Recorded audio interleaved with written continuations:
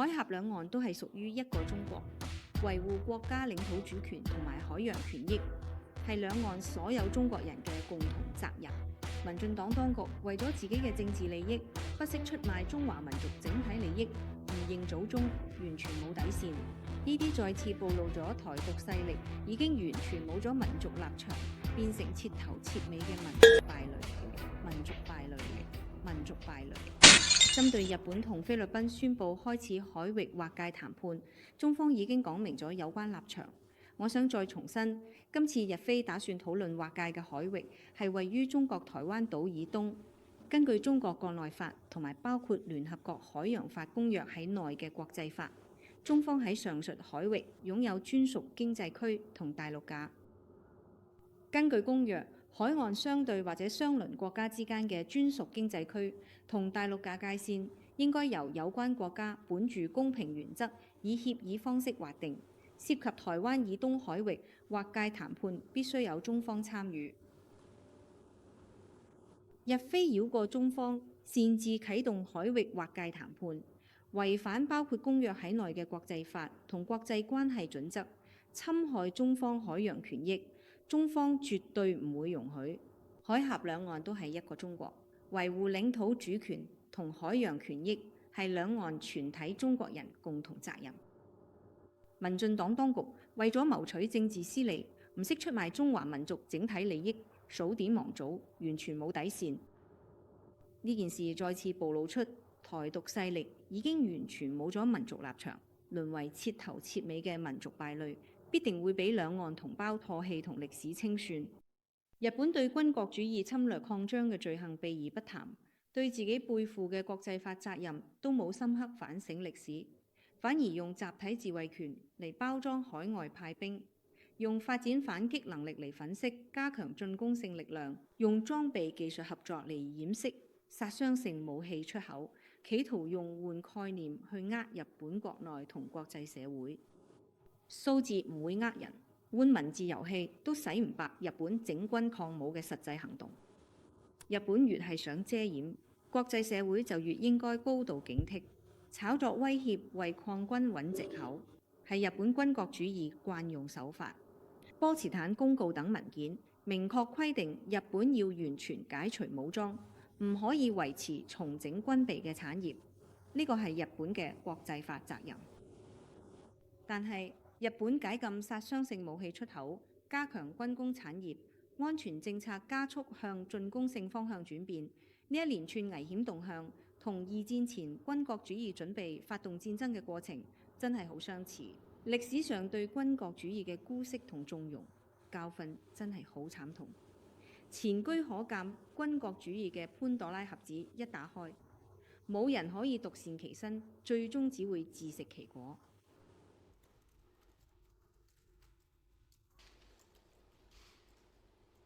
菲律賓領導人多次話願同中方妥處分歧，推動雙邊關係緩和，希望菲方言行一致，嚴格約束官員言行，咪俾跳梁小丑破壞雙方穩定關係嘅心血。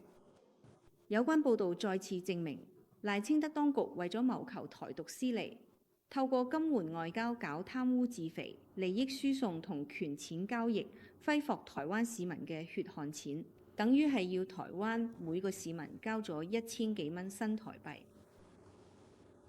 台獨分裂勢力與史亞帝尼維持所謂邦交，並非為造福大眾，而係俾少數既得利益者圈錢，純屬充滿貪婪同貪污嘅政治表演。一個中國原則係國際社會普遍共識，係國際關係基本準則。今年中國對非洲建交國推行零關稅，為非洲擴大對華出口、促進經濟發展帶嚟機會，造福中非人民。史亞帝尼係非洲唯一所謂台邦交國，同台獨勢力綁埋一齊冇前途，只會錯失發展機會，喺國際上更孤立。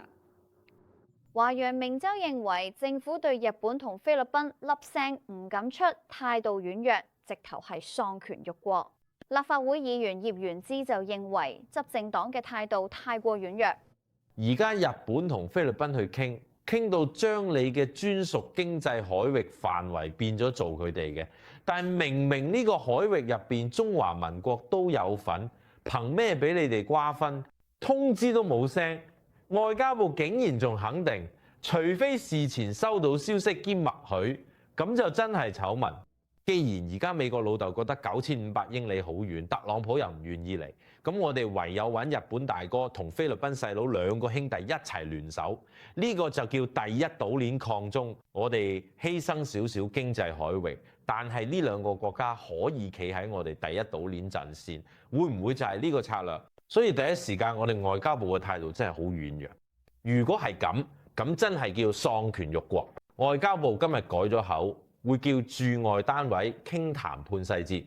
其實只講錯嘢，轉咗軚。嗱，當然佢今日講法咧都做咗啲修正，做乜會講歡迎光臨，衝口而出，通常係真心話，期待人哋分你經濟海域，咁做係咩意思啊？三國都爭嗰位海域，仲重疊晒，兩國自己傾掂，直頭當我哋係透明。民進黨政府點解可以咁軟弱？民進黨政府唔係話好識捍衛台灣主權咩？唔係要強調主體性咩？唔係成日講中華民國嘅尊嚴好重要咩？點解對住日本、菲律賓就咁遠？原因得一個，為咗抗中要同日菲合作，結果就卑躬屈膝，有求於人時，變成佢哋要點我哋都配合，咁樣係矮化中華民國，好似以前廣大興事件咁，係咪？菲律賓公務船好惡劣，用掃射令馬政府強硬反彈。當時連縣市長都話，如果菲方唔道歉，就斷絕城市交流。連台南市長賴清德都出嚟譴責。嗰陣馬政府執政冇抗中問題，賴總統你都可以硬淨㗎，你對菲律賓都係硬㗎。點解做咗總統就對菲律賓軟咗？